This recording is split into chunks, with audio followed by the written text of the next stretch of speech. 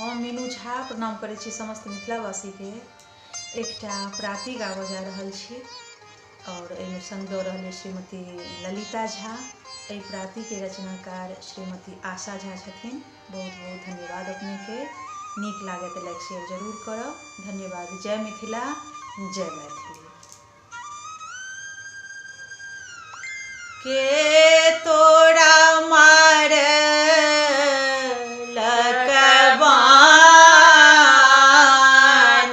श्रवण पुत्र,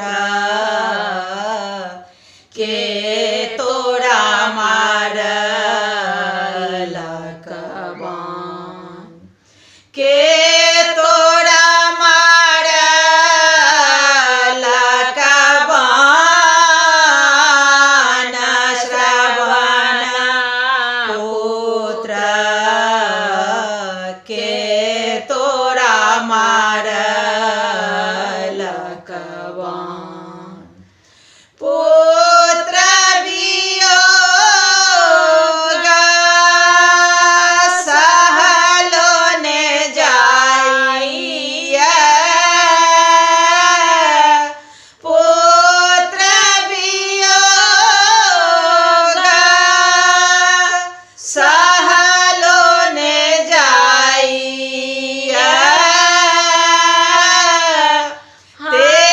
जब हम दोनों प्राण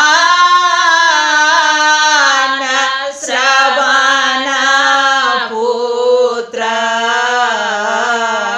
के तोरा मार लकबान।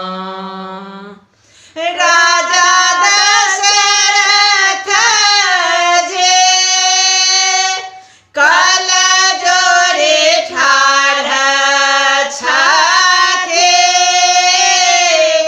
राजा दशरथ जे कल जोरे ठाढ़ छथि,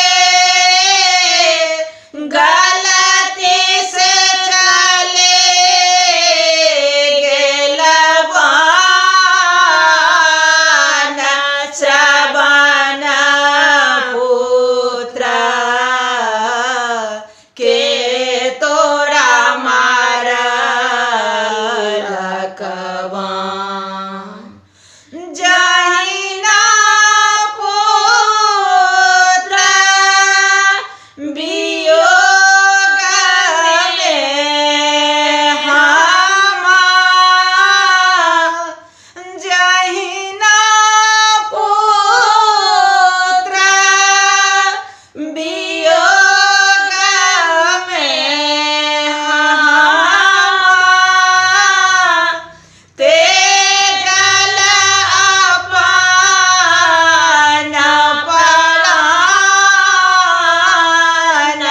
श्रवण पुत्र, के तोरा मार लकबान। तहिना राम वियोग में दशरथ,